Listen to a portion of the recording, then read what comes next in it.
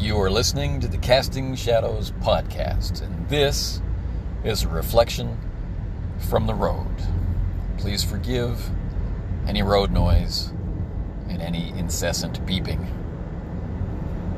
from the car's black box.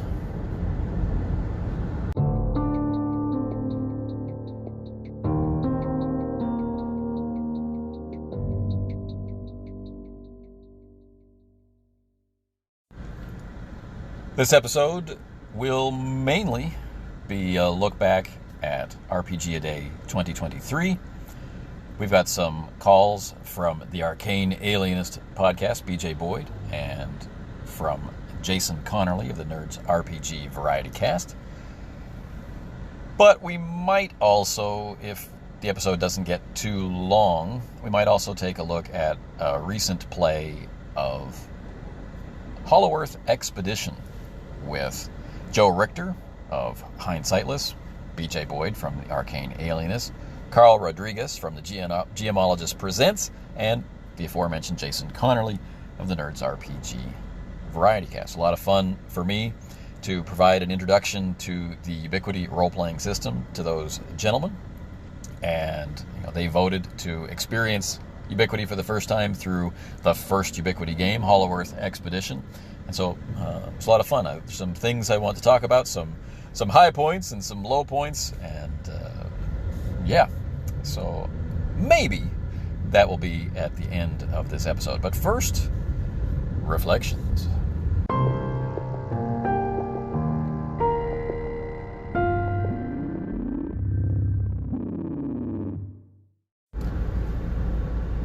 We are long overdue for the promised reflection on RPGaDAY.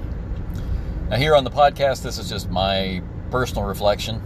I'm also overdue to release a video that David and I recorded the day after RPGaDAY. and I'll get to it this week. Just things have suddenly become a little busier and differently busy than I had expected. Some of you out there know that as a family, my wife and I have a lot of dogs, and from time to time we also foster dogs. And sometimes that works out, and sometimes there's lots of drama, and sometimes it doesn't work out and our pack of dogs gets larger. So the shortest turnaround for that would be with Grace, our Doberman, who we were just supposed to drive from people that rescued her in one city in Korea and drive her basically to the other end of Korea to go to a shelter that specialized, an actual shelter that specialized in large dogs. When I met her, it turned out that we were actually the ones rescuing her. We were taking her away from her abusive owner. And seeing her in the circumstances in which she was living, and she was only 1.5 at that time, and her hair falling out and ears down and just quivering up against the wall on a short chain, that was a day, let me tell you. And on the ride, several-hour ride from there to the shelter, I became less and less enamored of the idea of letting her go. And so when we got to the shelter, the woman that runs the place knows my wife quite well and just kind of knows me tangentially. She took one look at me and the dog, and she said to me, "I'm going to do a test. Could you please not come in?" So I had no idea what she was talking about. So I said, okay. So I stayed outside the gate to the shelter. And Grace, not yet called Grace, came to the gate. She didn't want to be separated from me either. So that's when we all knew that there wasn't going to be any fostering. There wasn't going to be any delivering. She was going to stay with us. So that was the shortest such experience. We're in the middle of fostering a golden retriever now. that I'm, of course, drifting more and more toward, well, she might as well just stay. She gets along with everybody. She fits right in. My wife is still looking for a home where she can be the center of attention, because she's just a puppy. She just is like 1 or almost 1, and it would be awesome. She'd be an awesome, awesome dog for, you know, like a family with kids and that kind of stuff. But anyway, fingers crossed we can find an awesome home. But also all the other fingers crossed that she gets to stay with us. But so that's taken up a huge amount of time, because she was in really rough shape. She's needed a lot of care and trips to the vet and trips to the groomers, because her hair was all matted and stuff. So yeah. Anyway, this reflection is not about that. This reflection is about RPGaDAY and why this reflection is so late. So that's taking care of all the lateness part. Well, I guess there's one more detail. I've been doing a lot of writing and editing in the background, and you know, if you're awake enough to record a podcast, you're also awake enough to be editing, or writing. So you should be writing, or you should be editing is a popular refrain these days. So here we are in the car, where I can't do either of the other two, and so, you know, apologies for the sound quality. RPGaDAY has had many peaks and valleys over its 10-year run. It had a period of steady growth in the beginning, then it had a huge explosion, then it had another huge explosion with the advent of hashtags. Now, whether that was just, it was suddenly a lot easier for us to find people posting about it in all the different places that they post about it, or whether there were actually more people, you know, now sharing it, I can't say. But since hashtags came along, I've been kind of keeping an eye on the number of participants, and it tends to ebb and flow, or, you know, wax and wane in communities. There are periods of time where a large number of people in a given community are participating, and it feels like everybody's talking about it and everybody's doing it. And then, you know, time changes, you know, available time changes, or interests change, or circumstances change, like you're not playing as much anymore, or you're playing a lot, and you find that all your answers are just about one game. And, you know, for some of us that's a celebration, and for others of us that's somehow embarrassing. And so some people will post more and with enthusiasm to talk about all the awesome things that one game that they're fixated on does, and other people just kind of shut down and they don't want to talk. So, you know, people are people.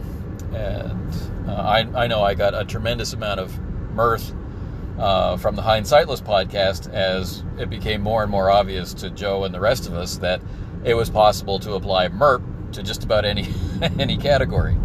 And, you know, that played out as tremendous fun and tremendous humor. It really was a great hook for listening to the podcast every day. Like, is he going to mention MERP again? I hope he mentions MERP again. You know, that kind of stuff.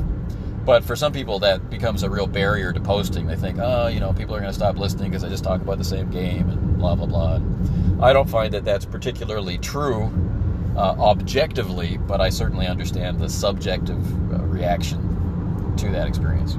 So, anyway, one of the things that has changed over the last 2 years or so is a retreat from largely public social media into, once again, siloed social media.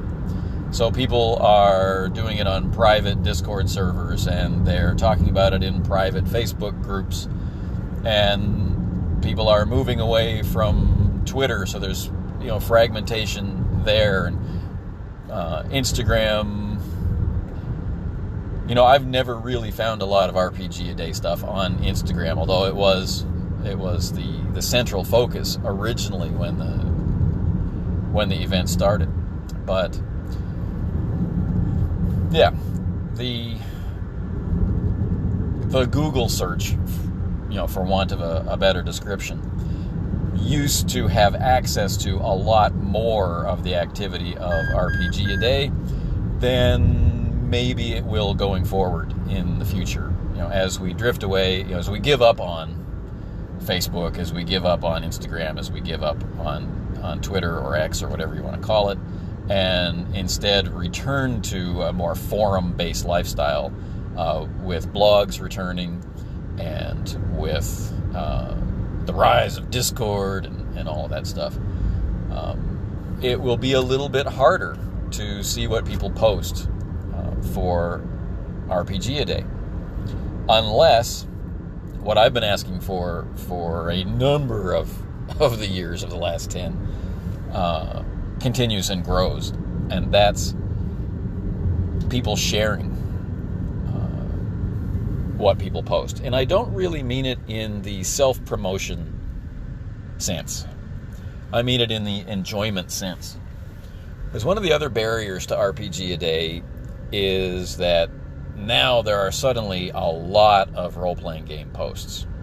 People have the same amount of time to read role-playing game posts, but there are now more posts to read. And they might become selective, and people will actually see that some of their posts get a huge number of views, and that's exciting.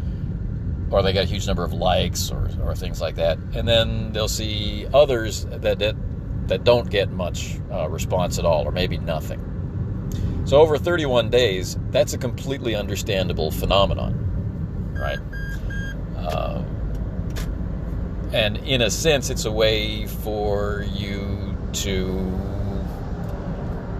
if you care about such things, get a sense of how much attention your particular audience has to give to anything.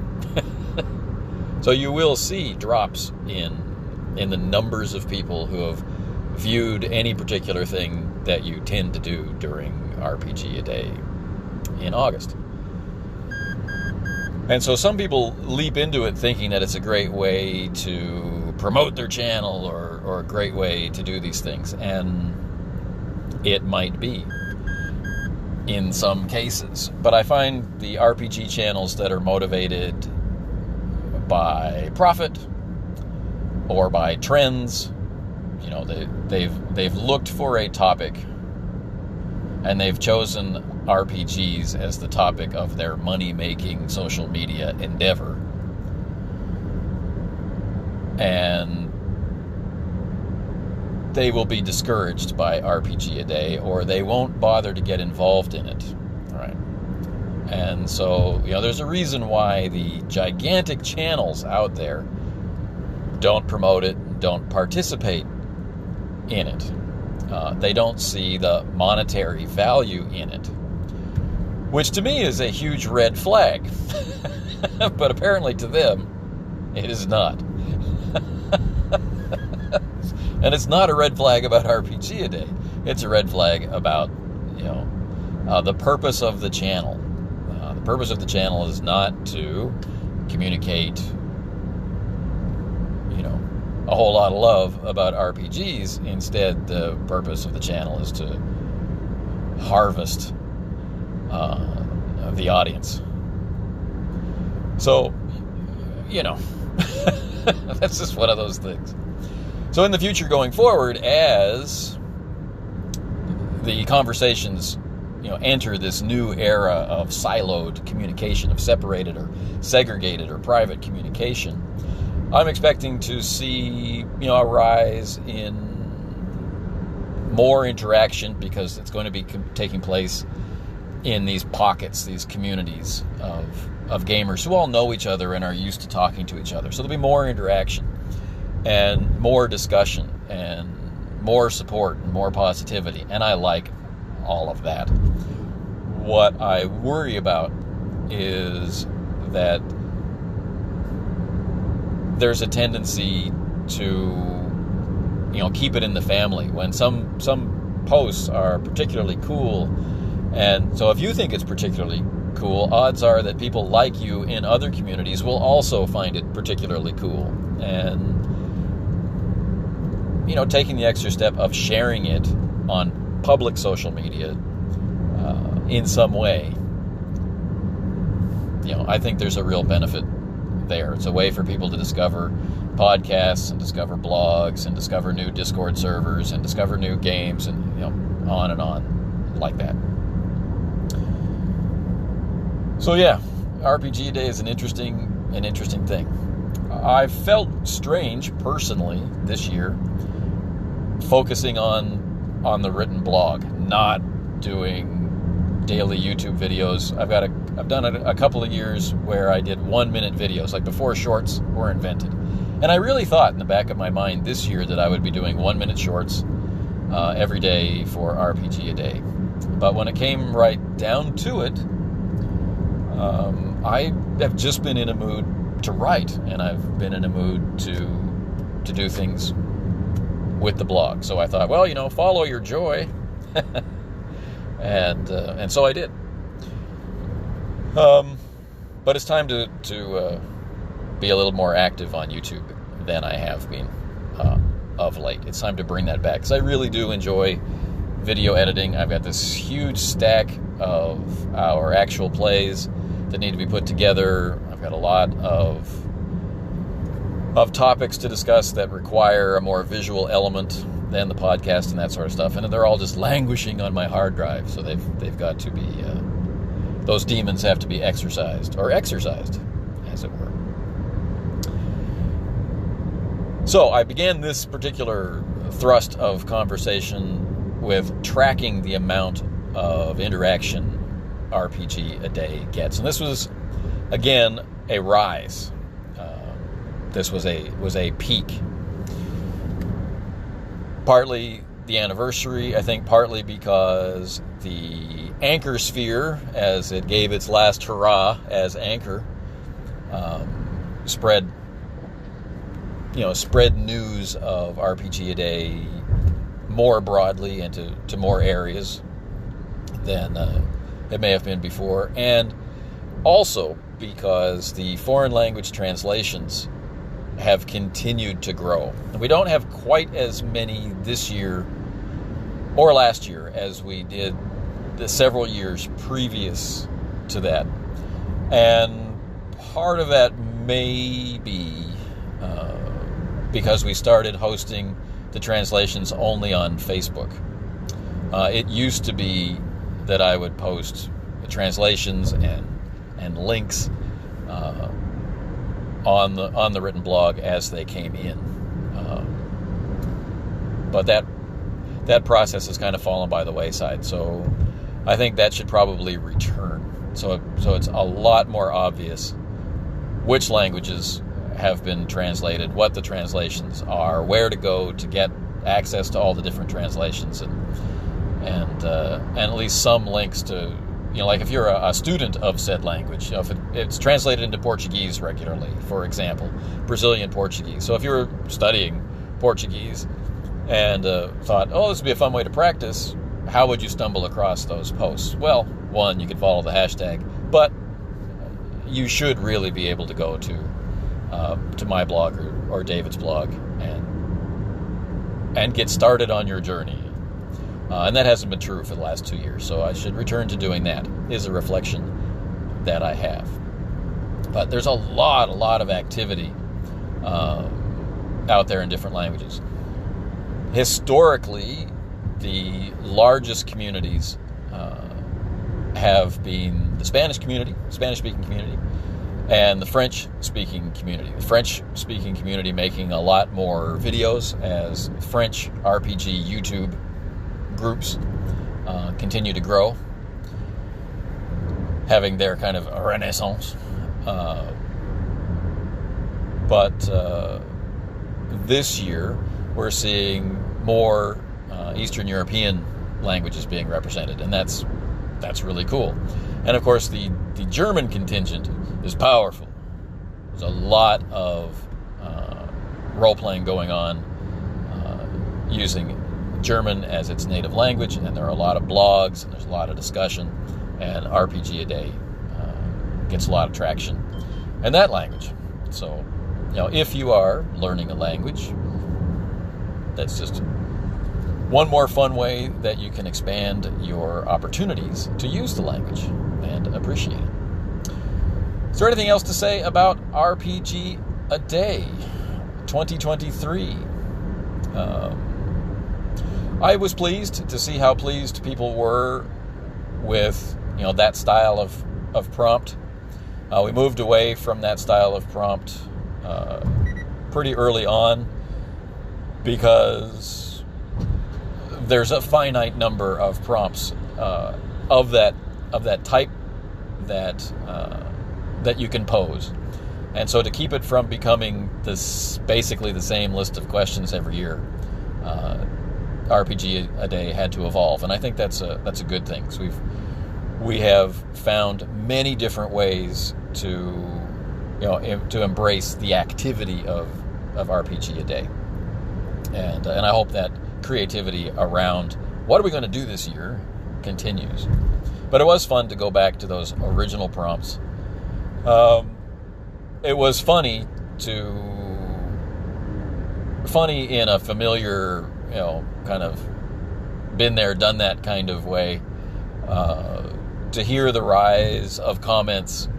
Like if you listen to enough or read enough RPG A Day posts, you will come across the sentiment that favorite is a bad word to use. And I'm particularly fond of the argument that favorite is fine, but it's a terrible word to use with nerds or geeks or other other obsessive types. And I don't disagree that favorite is a challenging word. I think my first video series about RPG A Day starts in 2015, I think, and I also direct a lot of frustration toward the word, not frustration, more like explanation. Well, as you know, as I said yesterday, I am not one who has favorites. But for today, I will deign to choose this one to talk about. Yeah, I got pretty bent out of shape about favorite myself originally. And that experience, when it came time for me to step in and be a part of the event, I went back and listened to and tried to read my old posts about it, and it really made me want to double down on the positivity aspect, because it's so easy for that to poison your own fun, to make it harder for yourself. And I have nothing but praise and appreciation for the people who've run into that same wall that I did about the word favorite or best or worst, those kind of maximal words. They've run into the same irritation that I experienced, and were able to soldier through it. We're able to self-correct. We're able to find their own way back to positivity. I think that's just awesome. And those are the people to look out for as being awesome people, and we can hold up as an example in our podcasting community the heroic Jason Connerly, who fought a devastating and brutal battle with the great giant favorite on the beaches of distraction and distress, and came out victorious. And so my hat's off to Jason for one more reason for his awesomeness. So what else is there to say about RPG A Day? Well, after 21 minutes or so, probably nothing that anybody wants to listen to. So let's shift into calls.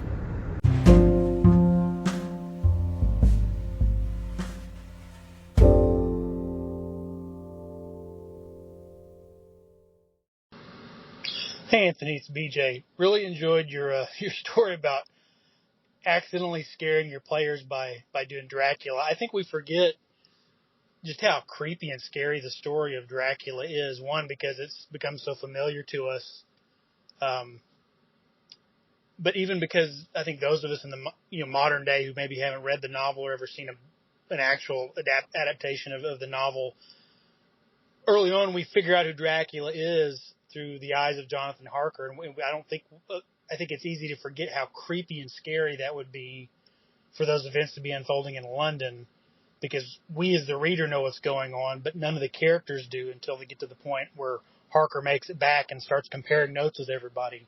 But they just sort of experience the weird weather and the creepy things happening around London once the Demeter comes into transport and everything that follows. Yeah, that is very Cthulhu-like when you think about it. So, anyway, really, really great recap that I appreciate hearing about it. Thanks. And of course, now that I think about it, after I ended the previous message, Dracula transporting the dirt from his grave to London in advance of his arrival, and then also having it on the ship when he goes. That really, that's sort of an exploit. One of the rules that bind the vampire in folklore is having to sleep in their own grave. I mean, Dracula finding a loophole to move his own grave so he can terrorize the rest of the world. Would that make Dracula the original power gamer or the original rules lawyer? I don't know. How would you characterize that? Anyway, just wondered. See you later. Thanks for the call, BJ. Obviously, longtime listeners will know that was the voice behind the Arcane Alienist podcast, or Game Doc on Discord. I like the description of the player of Dracula being a power gamer. And it puts me in mind of what would you do, right? Like, imagine getting to play some kind of heroic figure in, maybe a sword and sorcery campaign or whatnot.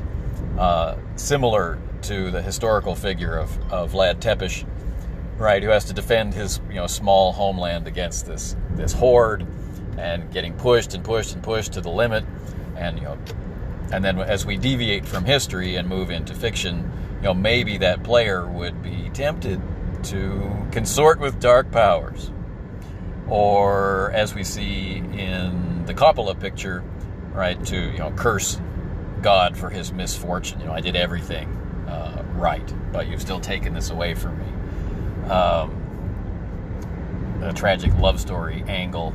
Who knows how it would come about in play, but maybe a power gamer would be willing to consort with dark powers in order to maximize their efficacy in defending their tiny kingdom. And then, of course, as they recognize they have immortality, and as the tides of history sweep their tiny kingdom away from the limelight, and they realize they're just some kind of provincial backwater nobility, forgotten mainly by history, what would they do? And solving the problem by, I'm going to leave, and then discovering that you cannot rest in foreign soil. That would be one of those fantastic Game Master twists that would infuriate, but also, make you want to tip your hat at the Game Master at the same time. It's not an insurmountable problem, as we see Dracula solving it in the book, but at the same time, it's like, what? I have to stay here in my tiny mountain kingdom that's about to be annexed by some other kingdom just on paper, and the glorious days of battle are over. Yeah, fascinating. Nope, I'm going to move to the hustle and the bustle of the modern world, in the greatest city of that time on Earth. I'm moving to London. I don't have to worry about the reportedly bad food, because I'll be feasting on the succulent flesh of those who live there. So yeah, awesome. Thanks for the call in. I'm glad you enjoyed participating in and listening to others as they participated in RPGaDAY. And I look forward to talking with you soon. And I'll be making a subsequent podcast episode talking about our recent play of Hollow Earth Expedition. So that'll be fun to talk about too.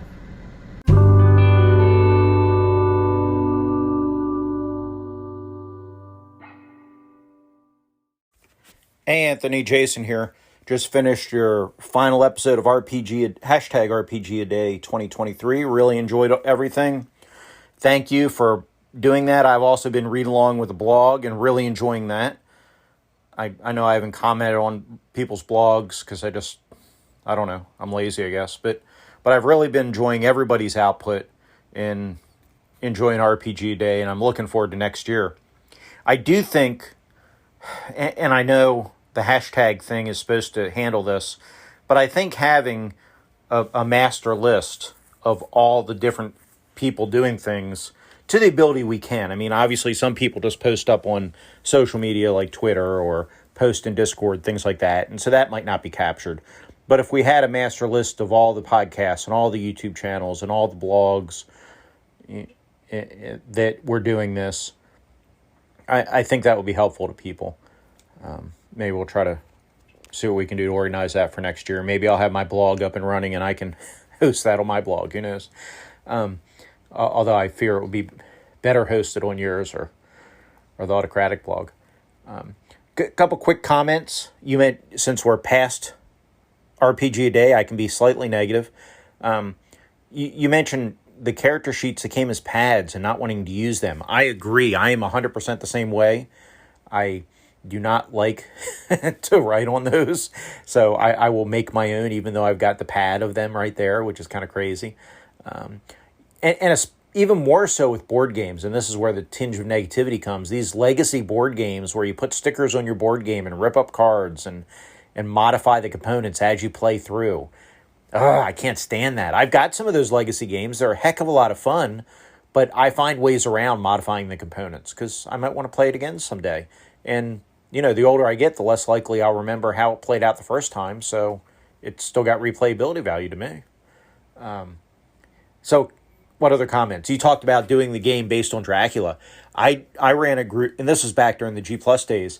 I ran a game of Captain Kronos Vampire Hunter, and I did it using Barbarians of Lemuria. Now, there's a heftier version of Barbarians of Lemuria specifically for swashbuckling type adventures called Honor Plus Intrigue, and I borrowed some things from Honor Plus Intrigue. But that was great because none of the players had seen Captain Kronos, I found out, and so I had them watch it afterwards, and it was that, and they all loved it. But yeah, they didn't know that they hadn't seen the movie, so it was all fresh to them, which was wonderful. I've done that a couple other times, borrowing from movies and Western TV show plots, things like that. Always pretty successfully. Maybe I've been lucky enough to change enough. Oftentimes I'll change the genre. Captain Kronos was a direct lift, but a lot of times I'll change the genre. I'll take a Western, but I'll run it in a space setting or something like that. So I think I've done it well enough that I've never had anybody call out the source material. So that's been good. Anyhow, I've really enjoyed your discussions, really enjoyed your insights. I've enjoyed everybody's insights. I'm very happy that you guys are still pushing this, and I'm looking forward to next year. Take care. Jason, thanks for calling in. I could feel you out there reading as I was writing, so that's cool. It's actually not that easy it's not difficult, but it's not that easy to comment on WordPress blogs. So the echoing silence is, I've long grown used to it. I did get a lot more comments this year than in past years, so that was nice. And that was kind of a hint to me that my suspicion that blogs were on the way back was correct. There's more people liking posts, more people reading posts, more people sharing posts, that kind of thing. And WordPress's recent update of their software, which seems identical to the original WordPress software, but now just kind of bundles all of their features together under the unfortunate name of Jetpack. Jetpack is a very easy to use app. It just isn't as fast in any conception of the word as the name Jetpack implies to me. I mean, maybe when you hear the phrase Jetpack, you think of slow and stately progress of loading pages and things like that, but I don't. I think of a lightning quick blast. But anyway, blogs are on the way back, and that's pretty interesting. So I'm glad that you enjoyed everybody's responses. It was a really positive experience for me, I've already in this episode we've talked about my reflections, so I don't need to go into that further. You have told me the story of Captain Kronos before, and that sounds like a lot of fun. And like you, I find intellectual property to be something that I like to play with, whether that's an aesthetic or whether that's an inciting situation like a rebellion or something like that. I don't tend to use plots, and that's why this Dracula story I was relating kind of sticks in my memory. Is it's one of the few times that I lifted, like it was Dracula. It's just Dracula without the non-England parts. So we don't get any insight into Jonathan Harker's trials and tribulations. We don't have the Mina connection. This is simply, the Lucy Westenra's point of view and her household, right? The ship washes up next to her manor, and strange events ensue, and creepy it was. It really had a powerful effect, and it's a good memory, but it's also, like I said, a strange one. Like, why don't they recognize it? What was really, really obvious to me, being the person who put the thing in motion, was completely obscured to them. And I think that's a handy lesson. And but anyway, for your other major point about a central clearinghouse of posts, this has been done in the past, but it lapsed. In 2016, the YouTube RPG Brigade, I won't go into the history of the YouTube RPG Brigade, now defunct, but we had our own online convention, one of the early online conventions, which was called BrigadeCon.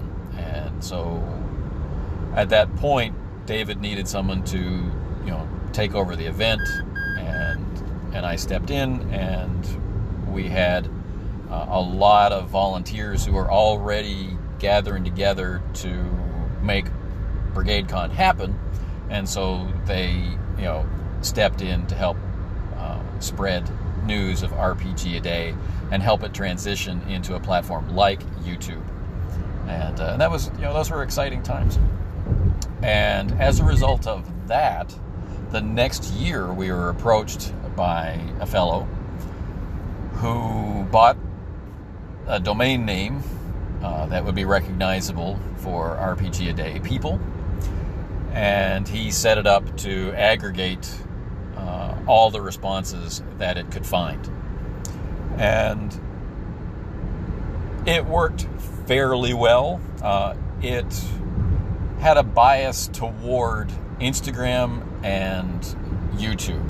I don't know if that was an intentional bias in the way that he programmed the page to function, or if it's just the way that worked out. So things like blog posts or Twitter posts tended to be buried, and they would just they would kind of fade out altogether over the course of a month. But that site stayed up for 3 years, 2 or 3 years, and then the domain name lapsed, and that feature went away, as that was a volunteer thing, and RPGaDAY doesn't generate funds in any way to pay people for professional use of their time, like programming a website or buying a domain and stuff like that. It wasn't something we felt we could pursue and ask him to keep doing, but it was appreciated, and it was a helpful thing at the time. You could just scroll through list after list of videos and decide which ones you wanted to watch. And mostly you saw videos and Instagram posts in that thing. But anyway, so that idea is not alien and definitely supported by us. It's not something that that neither David nor I have the time to do. As the event actually gets larger each year, like it spreads out each year, it gets harder and harder to be able to maintain a list like that. But if people could voluntarily join a list, like sign up, like we used to do at the end of G+, right? When we realized it wasn't a threat, that it was really going to happen, people started to collate blog lists, right? A blog roll for where all these creators were not on G+? What is your blog? What is your social media handle? And all this stuff. And those were often opt-in lists. And so we could do an opt-in list. I mean, I could definitely set that up and make that a part of the announcement on Casting Shadows every year. And with a little bit of help, that could be easier, because you have to spread the list far and wide, you have to promote the list, and then some people have to read the list every now and again to make sure we don't have dead links and duplicate entries and stuff like that. But anyway, thanks for the suggestion, the participation, the uplift, the support, and all that stuff. This has been a really fun year for RPGaDAY for me, and I'm glad it was for others as well. Thanks for the call.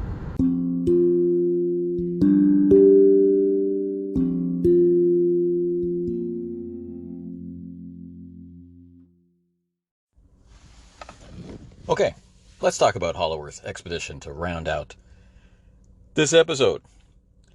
Well, on my Thursday morning, on September 7th, so a week ago at time of recording, and on the preceding Wednesday night for everybody else because of the international dateline, which is a very Hollow Earth Expedition kind of concept, we got together for an introductory session, a short introductory session to basically the Ubiquity role-playing system, of which, Hollow Earth Expedition, or for which Hollow Earth Expedition was the first game, the mother of the system.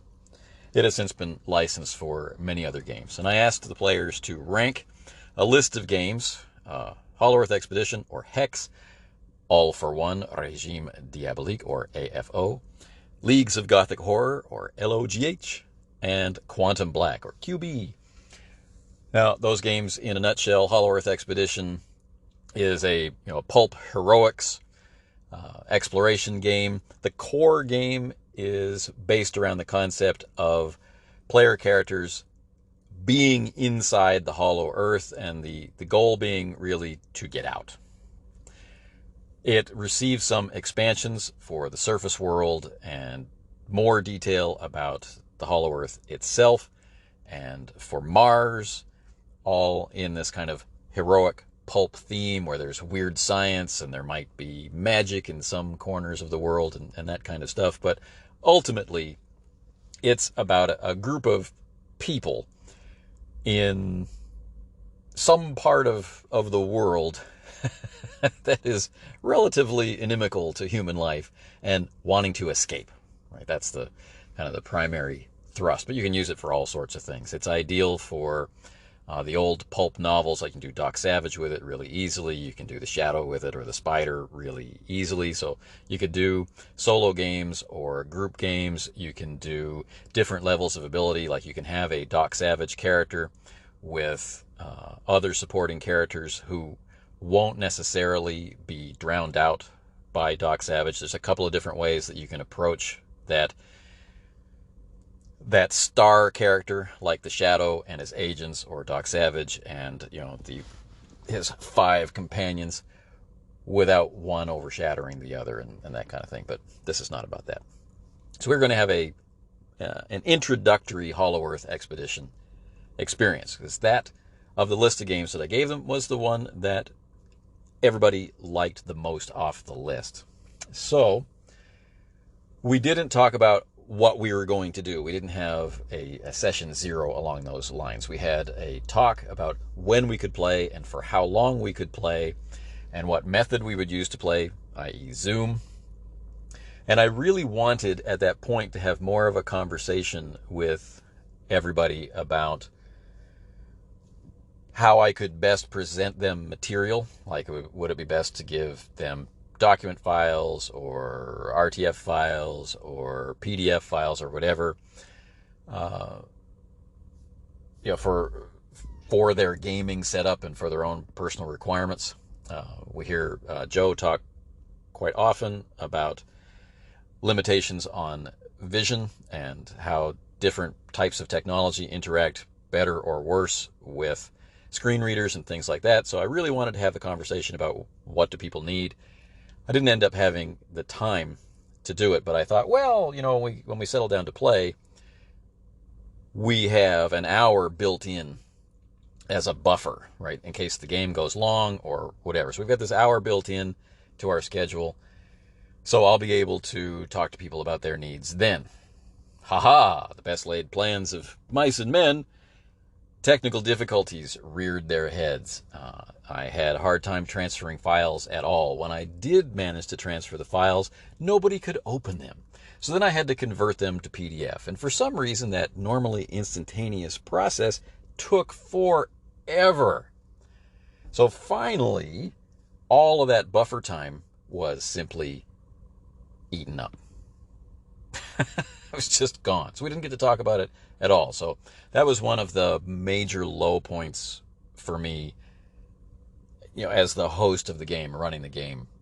That was the first really big slap in the face. The technology that I rely on, that I use every day, transferring files, sending documents to people. I use this stuff every day. It always works. It doesn't work in this moment, right? And whatever.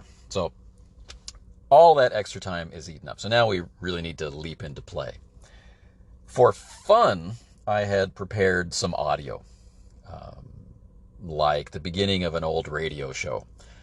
I like to include this kind of stuff with Hollow Earth Expedition, like at the start of an adventure, in between,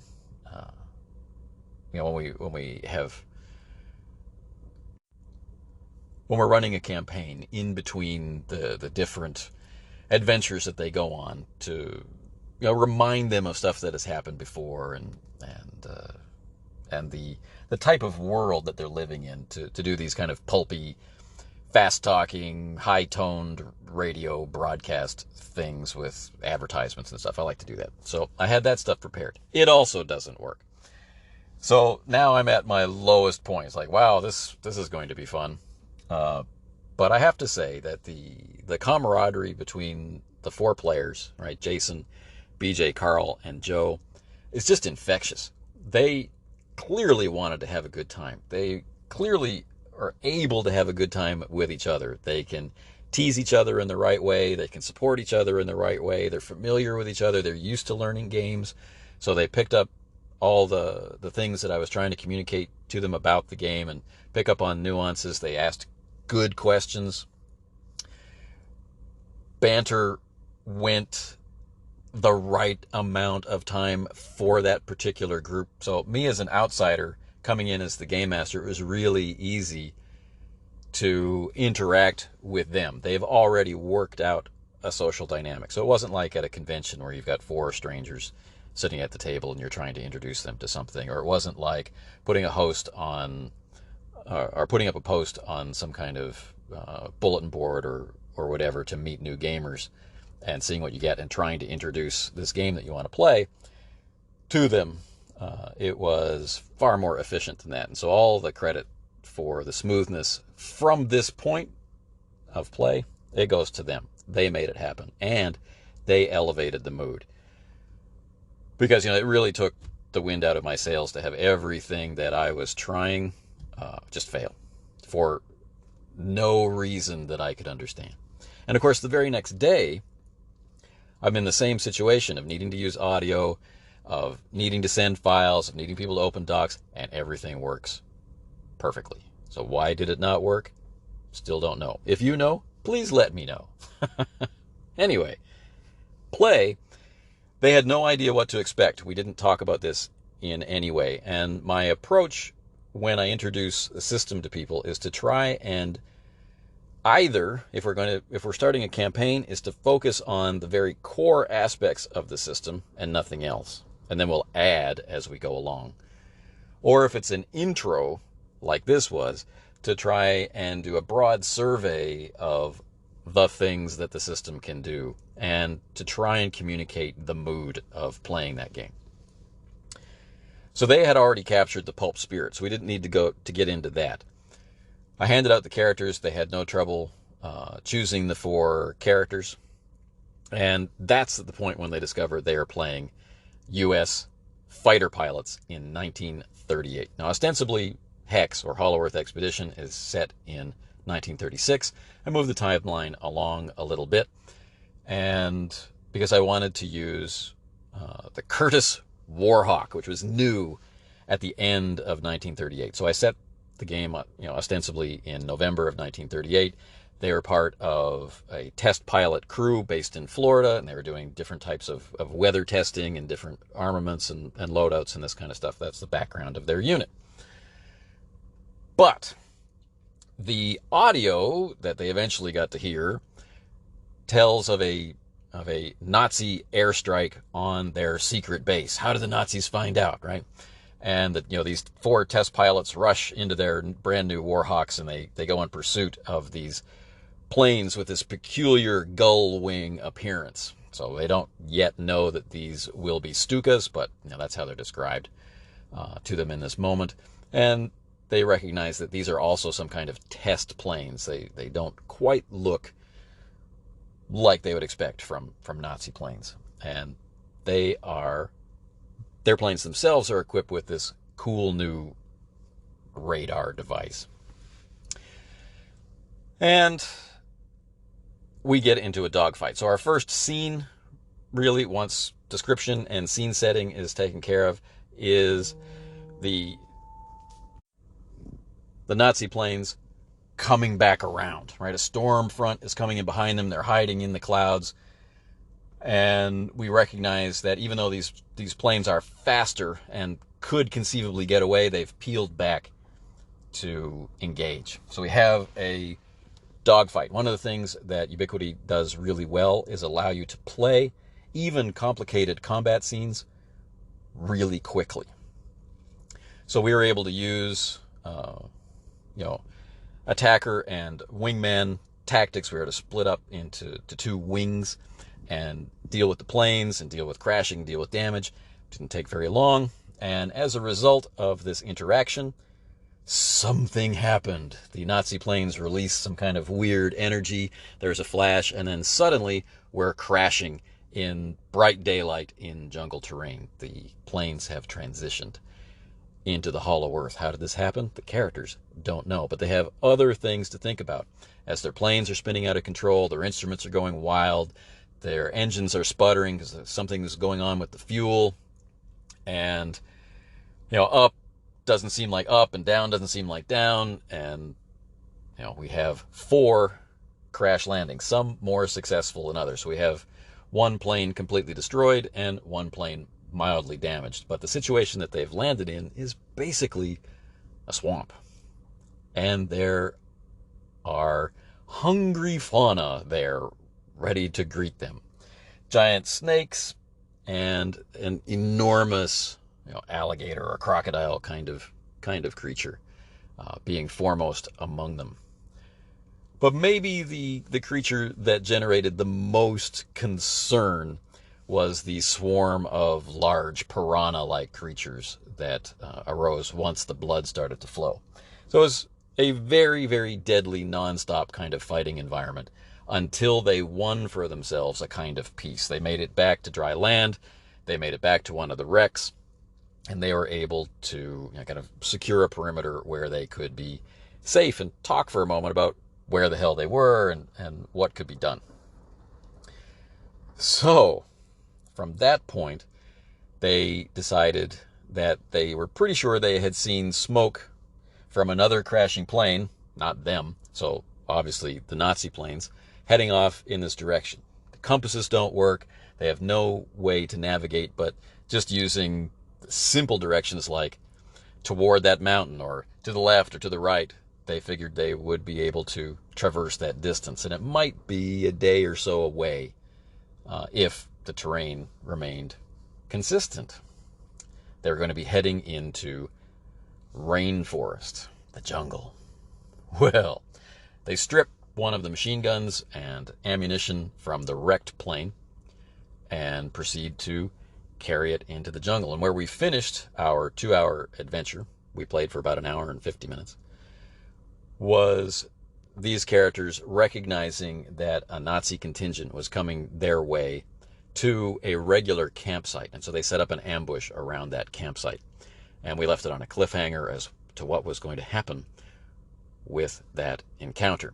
If we had continued to play, we could, and it had gone to full-out combat with automatic weapons and whatnot, we could have finished that off in another 15 minutes or so, unless some kind of question of play had arisen.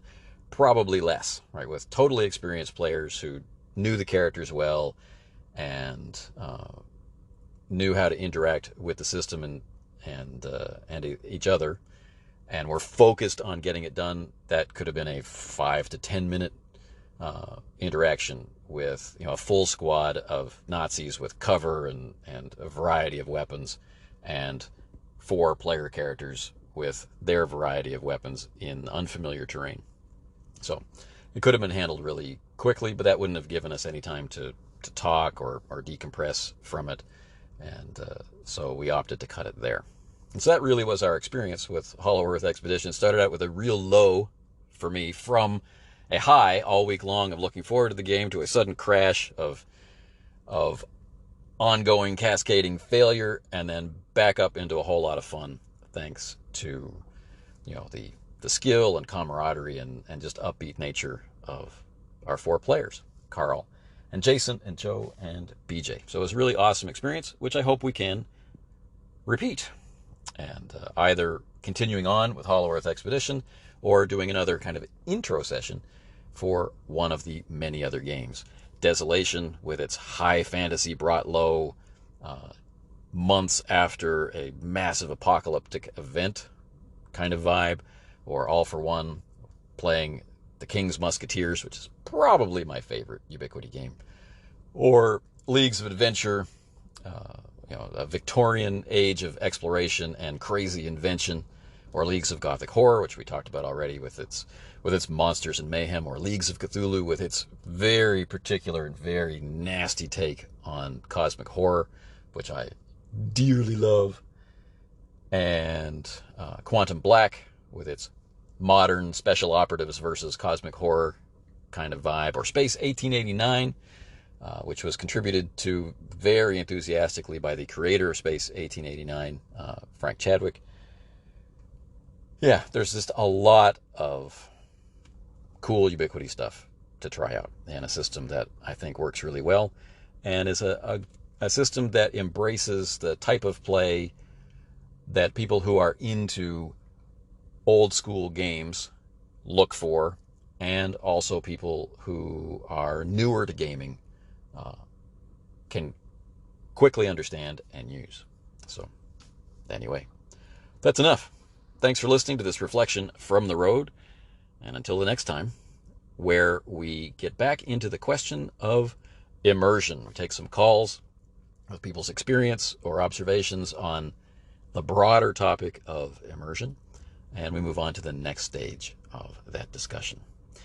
If you're thinking about calling in but hesitate because you don't really know how to put your ideas into some sort of kind of official jargon or whatever, jettison that fear. There isn't any. And until we start talking with each other with our normal language, our normal way to describe things — we are role players after all, we do know how to describe — until we start exploring the boundaries of our experience and how it seems to us that we should describe our experiences, until we do that, we won't find out what those boundaries are. We won't be able to identify what the common ground is, and we won't ever develop any kind of functional, practical language for these things. We certainly won't be able to share it. So one of the things that I try to do is explain the rationale between the words I'm using, right, and the successes and failures I've had with those words in the past, right? People don't seem to understand this word, or they seem to understand that word, but this is just my personal experience. So please talk to me as you will. And for an example of this, go back a couple of episodes to where we talked to Jay Webster. He and I are talking about essentially the same thing using a completely different set of vocabulary. And yet, we understand what we're talking about. All right? So, if you have an experience of immersive play, be that in character, be that in using the math of the game, or in describing the setting, or just interacting with people on a social level, if you have some kind of immersive, engaging experience to share, please call in and share it. And if you don't, if you've never had that experience, call in and share that too. All right. Until the next time, take care. You've been listening to the Casting Shadows podcast in its Reflections from the Road format, complete with car noises of all shapes and sizes.